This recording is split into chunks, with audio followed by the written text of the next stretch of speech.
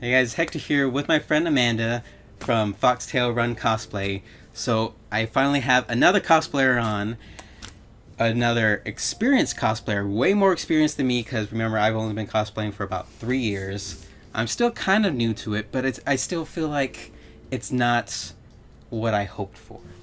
And so we want to talk a little bit more about cosplay, specifically like the cosplay culture. And I kind of have touched on this on some of my past vlogs, and I really want your opinion on it. Okay. I feel like sometimes cosplayers don't just cosplay for fun or because they like the anime or even the character. They do it because they can look like the character and have like a sexified feel of some of the characters, and then they do it just to sell pictures or get followers and all that stuff. So, yes, that is kind of part of convention culture now, and it was not always like that. It sort of started on a slippery slope when Naruto was still really big and like the sexy ninjutsu stuff started coming out. Because at first it was just they cosplay just Naruto sexy ninjutsu, and then it was every single character, and then that led into a very popular cosplayer, Jessica Nigri, who did this very famous Pikachu cosplay, which was a yellow skirt, a yellow tank top, and some Pikachu ears and tail. And it just took off. It completely took off. And ever since then, she would make these like sexy versions of, and you can see everything on her Instagram. And she makes all these sexy versions of anything. Literally. She made a sexy Ewok, a sexy Yoda, probably. I don't know. I can't remember that one, but she did do the Ewok. But she has... I very much respect Jessica Nigri as, like, a female who is, like, really owning her hustle. But at the same time, as a cosplayer who's been cosplaying for so long, she's made it very difficult to be a talented cosplayer doing other things like armor, which I understand she does now, but back then, you know, she's already like changed the culture. But, you know, a friend of mine was also she was a professional cosplayer, and she was paid by a company, and they would fly her out, and she would make these elaborate, just amazing armored cosplays in a very short period of time. And I'm talking full armor and like spears and wings. And she would get maybe 500 likes on Instagram, and Jessica Nigri posts a picture of like a sexy Ewok. And, you know, it's like 100,000. And that was... Go ahead. Well, yeah, because that kind of goes on to another thing of mine. Because I feel like not even just a male cosplayer, but even in the cosplay scene, convention scene and stuff like that, as a guy, I've been like working my ass off a lot these past 3 years. You know, I've been spending a lot of money, not just on equipment, but going to conventions and renting the hotels, yeah, and doing cosplays and trying to network with people, meet with people.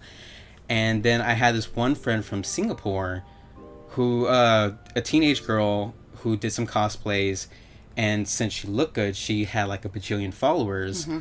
And then she was like, oh, I want to do YouTube. And I was like, go ahead, do YouTube. You can talk about cosplay just like I do. And then we can, you know, like have each other on each other's channels or whatever. Mm-hmm. So she started up a YouTube channel, but she didn't really get into that stuff. But I remember she just uploaded a video of her and her friends all dressed up as, you know, the Ruby cosplayers or whatever.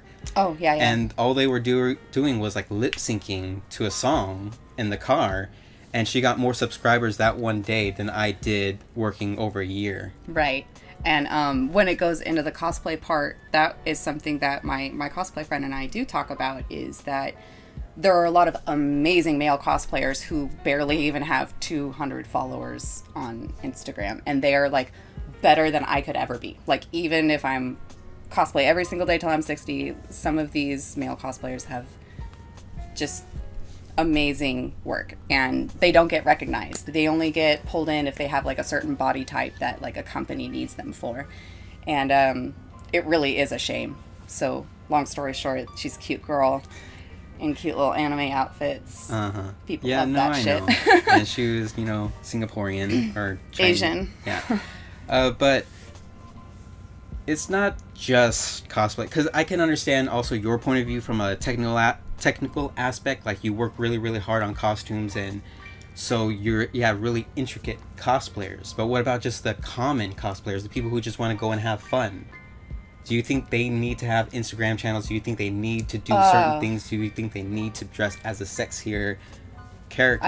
I see. And whatnot. The short answer is, if you want to be popular, yeah, you got to sell out. I don't see any other way. I don't personally do it, but if you want to really have that kind of following, you kind of have to go with what people want. And you see corporate companies, even besides cosplay, do it all the time. Like, suddenly, you know, a lot of companies are very, like, into the PC culture, and don't get me wrong, it's not like that is bad, but they're only picking that up because they see that that's something that they can make money off of. And it's kind of the same idea, I feel, where it's like, this is what cosplayers want, this is what photographers want, or, you know, followers, what they want to see. You have to give them what they want to see. If you are showing them something they're not interested in, they're not going to do the research to be like, oh, why should I be interested in this? People just want shit fed to them. And so, I saw this picture recently on Twitter. I was trying to find it. I couldn't find it. But somebody posted a picture saying the two genders at a convention. There was two doors. One said cosplayers. One said photographers. And the line for photographers were nothing but guys. And so cosplayers, the line is women. You understand what I'm saying? Yeah, but I just think How do you feel about that? Do you think that's where it's heading? Cosplayers will just be all women. Photographers will just be all men. And that's the only way we'll go forward and get popular? Damn. I mean, you put it that way. Sorry, I'm just thinking of all these, like, creepy photo sessions that I've had with photographers in the past, and I was a lot younger, so I didn't realize how creepy they were. Yeah, I guess so. Honestly, maybe. But I mean... And I do want to talk about the creepy photographer sessions, that sort of subject, in the next video.